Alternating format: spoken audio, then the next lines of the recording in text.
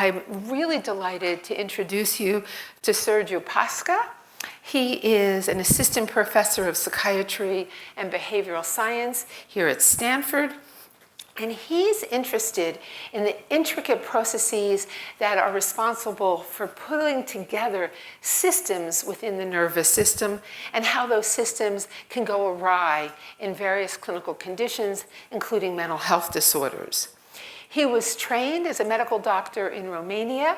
His passion for research began very early as a medical student, and it culminated when he was accepted to Stanford in 2013 and was able to pursue postdoctoral fellowship here on campus.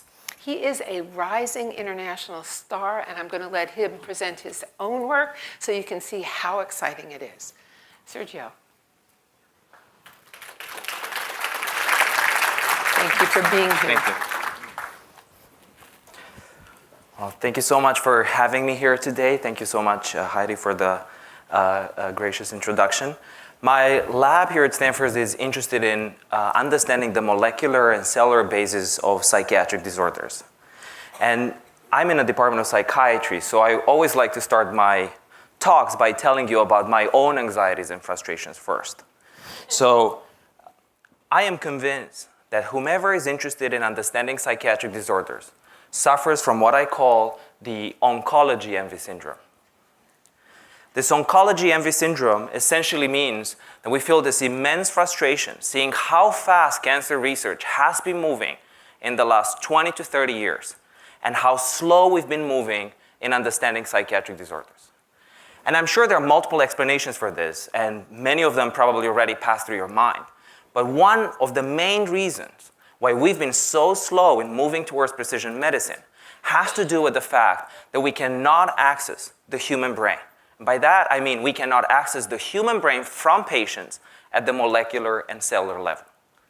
So for the last almost 10 years or so, I've been involved in work trying to derive in a dish, in a non-invasive way, human brain tissue, human neurons, and human glia coming from those patients. And I think there's no better way of actually illustrating that than through the eyes of a patient.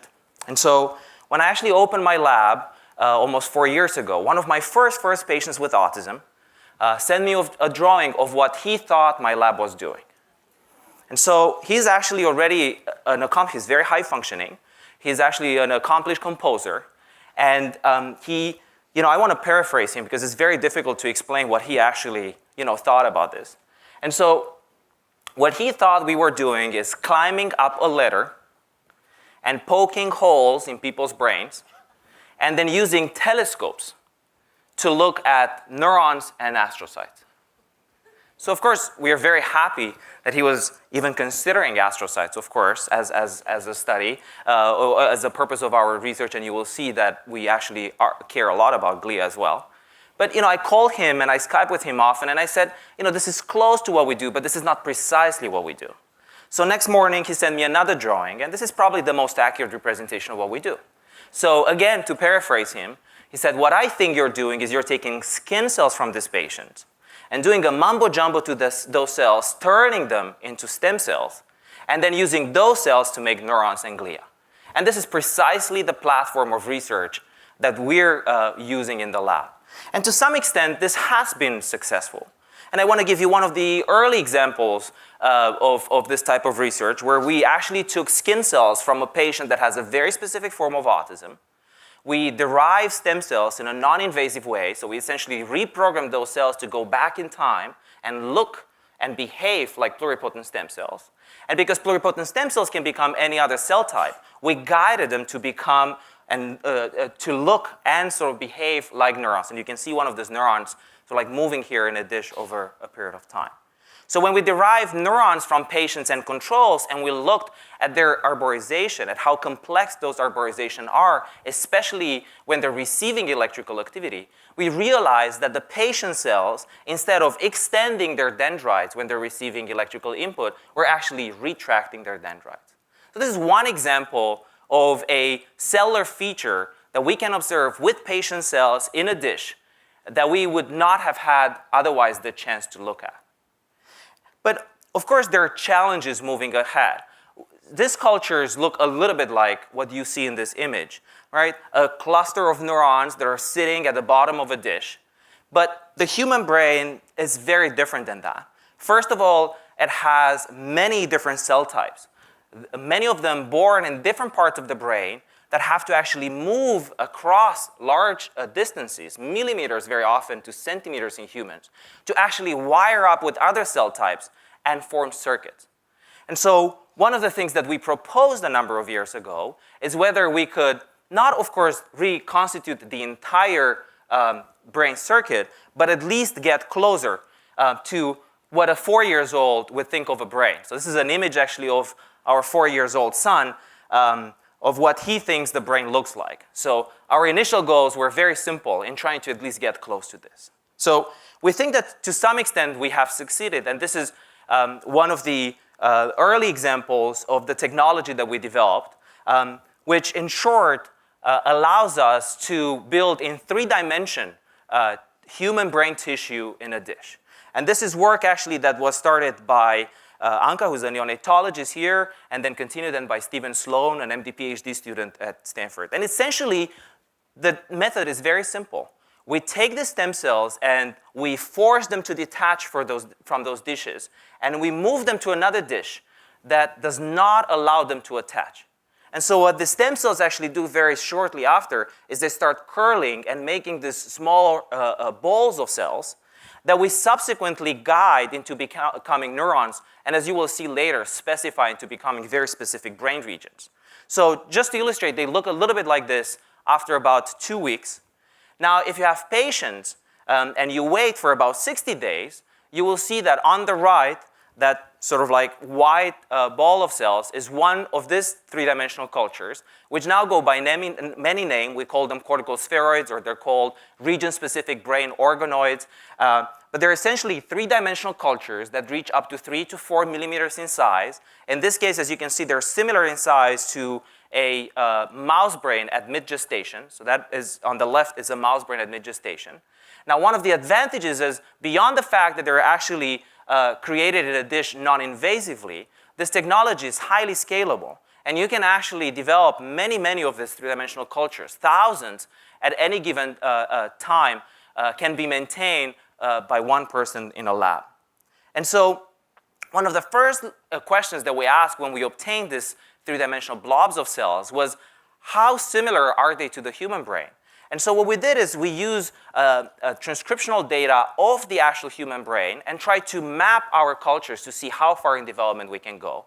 And one of the surprising things was that although conventional cultures would usually go to the first 8 to 12 weeks of gestation, our cultures, even after just 10 weeks of culture, were already into the mid-gestation, so second trimester of life. And so we then moved on and we tried to see how similar they are inside to the human brain. And so this is a human brain at mid-gestation that is shown here to be cross-section. And if you were to look inside, you will see that there is a ventricle in the middle, and then the cortex, the outer layer of the brain, the one that is really responsible for cognition and memory and many of the higher brain functions, is really on the outside. But then if you were to look even farther, the cortex has multiple layers. It has close to the ventricle progenitors that are called radial glia. Then on the outside, there are progenitors that are called intermediate progenitors. They're really important for the expansion of the human cortex. And indeed, if you were to take this 3-dimensional cultures, these brain organoids or spheroids that we have derived, and you were to section them, you can see that they have a ventricle-like region right in the middle, that there are progenitors that resemble the radial glia-like right on the outside, that there are intermediate progenitors that are right on the outside of that region as well, and that even cell divisions happen in a very predictable way, in the sense that cells actually move down, undergo mitosis, and then they move up, a phenomenon that has been described in the human brain. Now, this is how it looks actually in a cross-section. So you see that the cells are actually arranged around the ventricle-like region, and the nuclei are actually perpendicular to that surface. Now, the other, I think, advantage of our method is that these blobs of cells are actually live.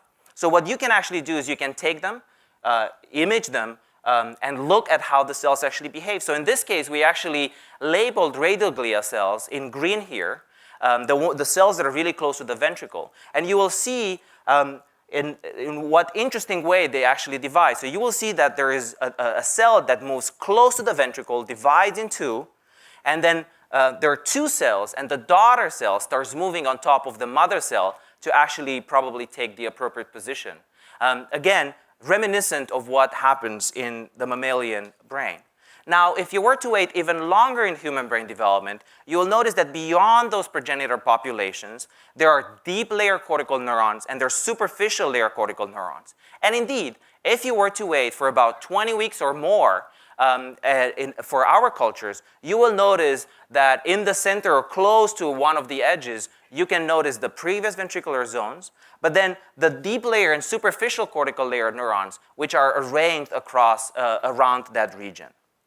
Now, we've been spending a lot of time not just in further developing this technology, but in even trying to see how reliable and scalable this process is. And now we know that we can actually differentiate within a year three-dimensional cultures from close to 100 subjects using this improved method that we have actually not published yet.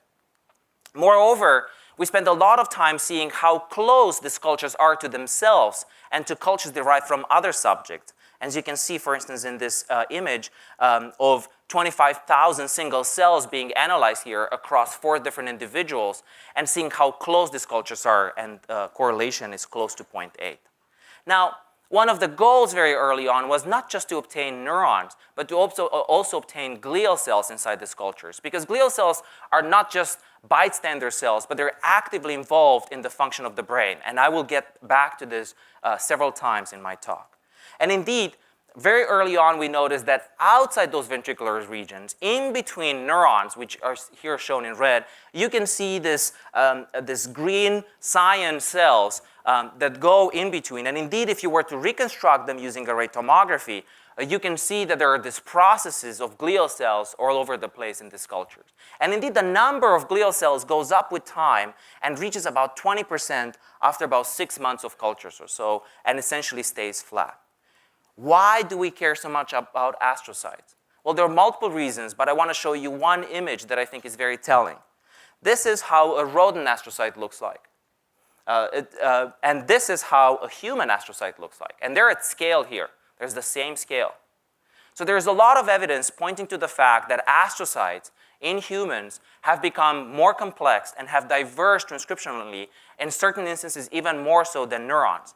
But the challenge is that these astrocytes are actually born at late stages of gestation, 2nd, 3rd trimester, and soon after birth. And we've literally not had access to this cell type before. And so one of the questions that we asked early on in maintaining these cultures, and again in trying to address these maturation issues, like how long can we actually keep these cultures? And indeed, we see that astrocytes are maturing and they're changing in shape over time. This is how one of our astrocytes looks in these cultures at about a year of culture. But to the extent that we know, we can keep these cultures indefinitely. We've been keeping them for over 850 days, and they can keep going. Of course, they don't have an immune system, so there are all kinds of challenges that I'm happy to talk about in how to maintain them in culture for such a long period of time. But maintaining them allowed us to ask very basic questions, such as, how do they actually mature? So to do that, we actually obtained tissue from surgeries and did a side-by-side comparisons to see how far in development we can go. And I don't want to go into the details, but one of the most exciting parts of this work is that, in particular for astrocytes, well, primary astrocytes which exist in 2 states, a fetal and an adult state. And this has been worked really pioneered here at Stanford by Barris's lab. And indeed, if you were to look in our cultures over time, over almost 600 days or so, you will notice that while in the beginning these cultures are really fetal, something happens close to about 9 to 10 months, and these astrocytes start resembling postnatal astrocytes. So this is exciting because it tells us that the cells have an intrinsic clock for their maturation, and this is actually conserved in a dish. And this would allow us not just to ask questions about later stages in development, but actually allows us to even understand how that maturation is happening. Can we accelerate it, or can we understand how this may actually contribute to disease? Now, astrocytes do all kinds of interesting things. One of the one of the interesting hypotheses in recent years has been that they are actually engulfing synapses. So in fact, we have actually done a three-dimensional reconstruction here showing that indeed one of these astrocytes shown in green is actually engulfing synaptic particles here. Moreover, you can even scale this process up. And we have actually done an interesting experiment where you can actually isolate synaptic proteins, synaptosomes, label them with a dye that is called Frodo, which essentially turns red only at very low pH, and then feed that to astrocytes. And if an astrocyte has actually engulfed one of those synaptosomes, then it's going to turn in red. If it doesn't, it looks sort of like dirt in between the cells, as you can see here. So then, of course, you can take cultures of this astrocyte and start feeding them these synaptosomes. You see that some of the cultures already are taking up these cultures and are turning in red. You see that some of them are really excited about this. You see this guy on the left was moving very fast, very excited to finally receive this meal. But this is actually quantifiable, and you can look over time. And while the ability of this astrocytes in a dish to actually form synapses stays the same over the culture of 600 days or so, their ability actually to engulf synapses is decreasing significantly after by 9 to 10 months, a process that we're trying to further understand.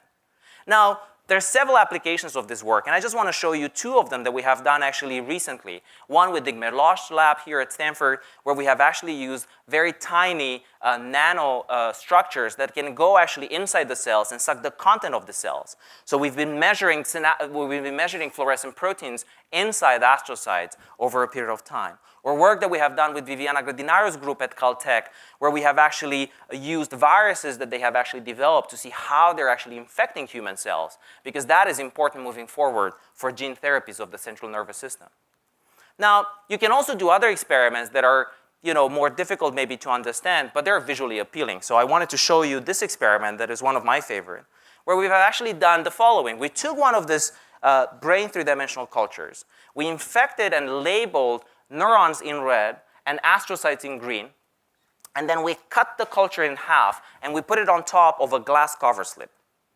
And although we use German glass, which I'm told is the best glass that you can get, you will notice that cells do actually care about that surface. So the glass is on the upper right side.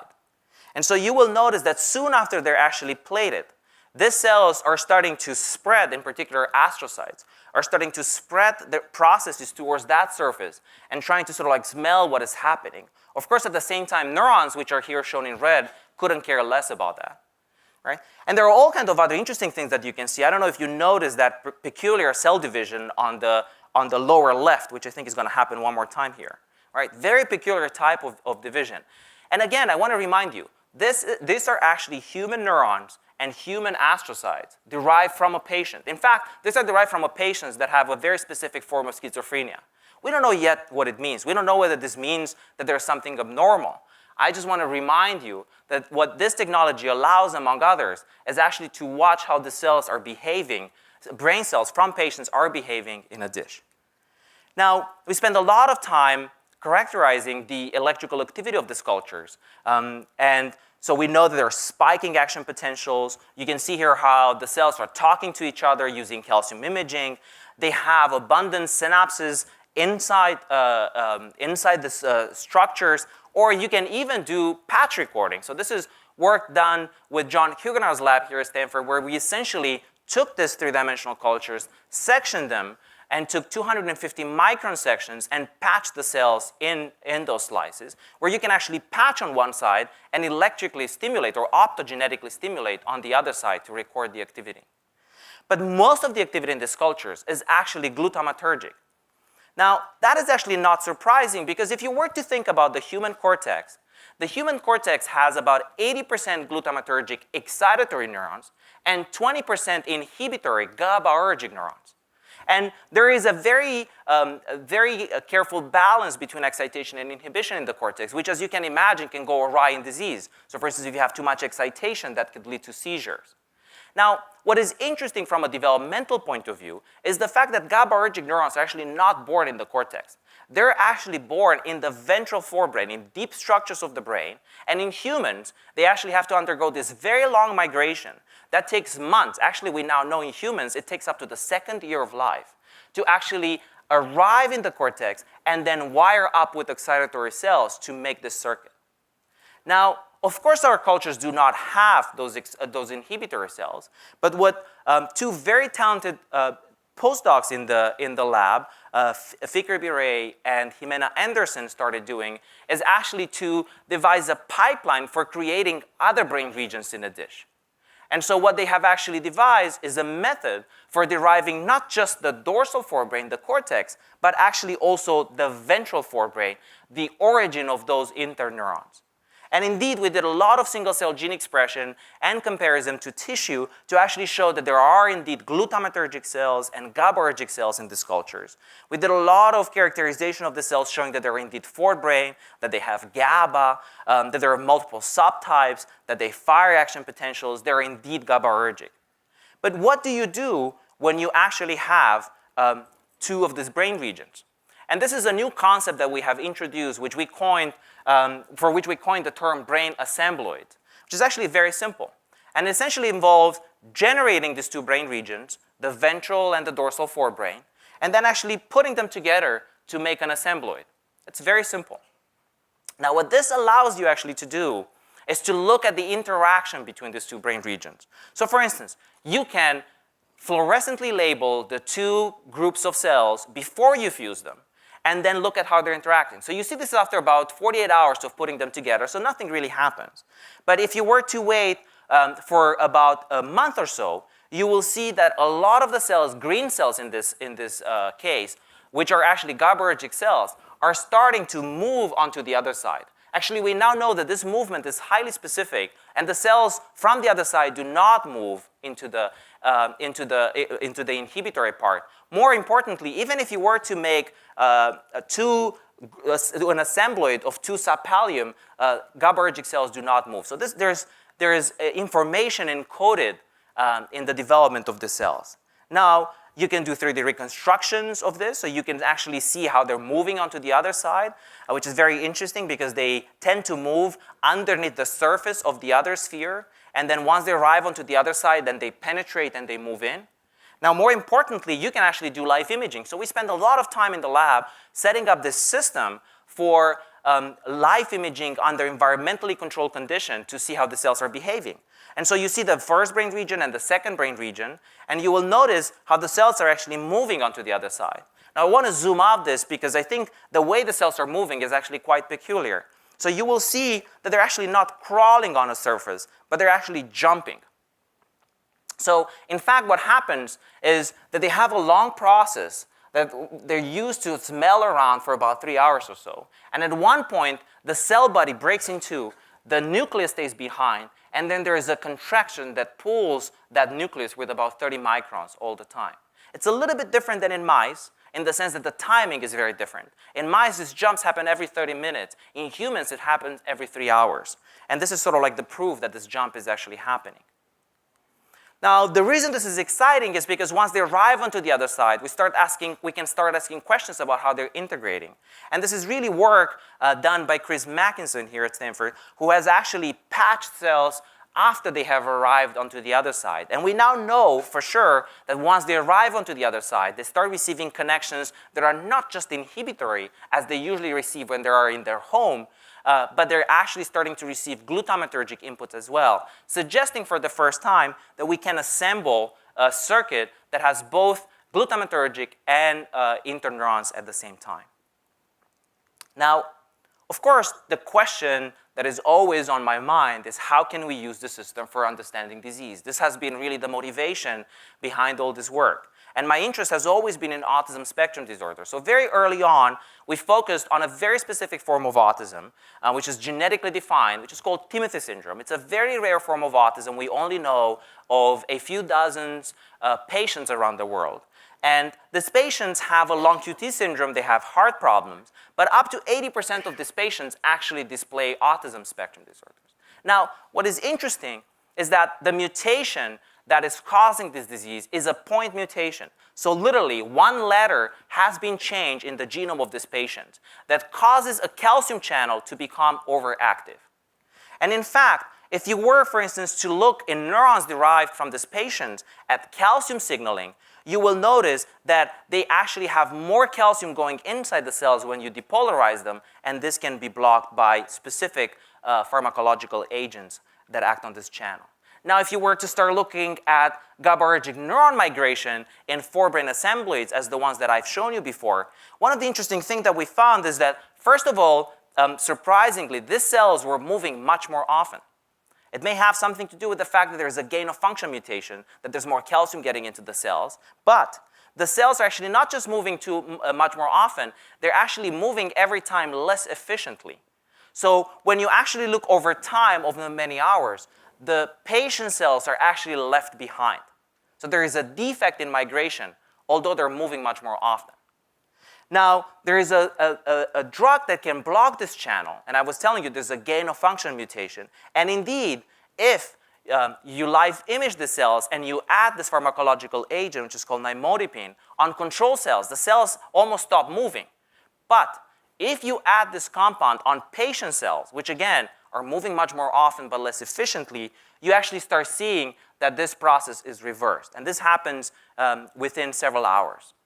And again, the reason why this is exciting is because we're finally getting access to processes in human brain development that we did not have access to before. Is what I like to call inaccessible human neurobiology. Because both human glial development and interneural migration have been processing human brain development that we could not really access at the molecular cellular level. Now, what is, what the future holds for this technology? And I've shown you an example of building forebrain assembloids, but you could imagine building many other circuits. And we've been working adamantly on this. And so, for instance, one could make a thalamus and wire it up with the cortex to look at cortothalamic interactions. We can make a striatum and actually wire it up with the cortex to get cortical-striatal connections, as well as many other brain regions. And you can use a number of technologies, many of them actually developed here at Stanford, to start to interrogate these human circuits in a dish. We can use clarity to actually look at the structure of this. We can use single-cell gene expression to start looking at how the transcriptome of the cells is changing over time. We can use patch clamping and optogenetics and so on and so forth. But these are not the only applications of this technology that we developed. Actually, moving forward, there are a number of questions that we can answer using this tissue. You could imagine, for instance, deriving through dimensional cultures brain organoids or brain spheroids from chimps and humans and starting to ask questions about what makes us unique in human brain development. You can start thinking about how this process of maturation takes so long, why human brain development takes such a long time. You can start asking questions about disease by deriving cells from patients or genetically engineering control cells to look like patient cells. You can even start asking questions about environmental disorders, such as, for instance, asking how the Zika virus affect human brain development. And the hope is that ultimately some of this technology is going to allow us to do drug screening similarly to what we've been doing in oncology. And there are other exciting applications, such as, for instance, engraftment of some of these cultures into rodent tissue to actually obtain circuit-wide integration and start asking questions about even more subtle phenotypes that may be associated with psychiatric disease.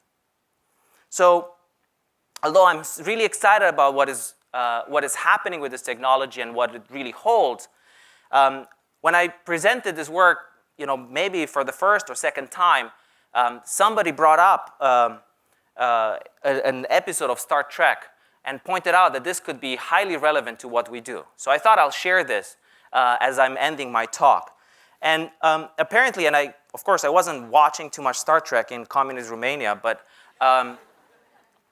it's actually a quite interesting episode. And in this episode, Captain Kirk, who's really the hero of this series, is actually fighting an evil planet, only to realize at the end of this episode that he's been fighting 3 brains in a jar. And so he has this hilarious conversation with them, which I want to reproduce here. So Captain Kirk goes, wow, primary mental evolution, this is incredible. Now, the number 2, which is the pulsating green here, responds, that is not true, Captain. Once we had humanoid form, but we evolved beyond it.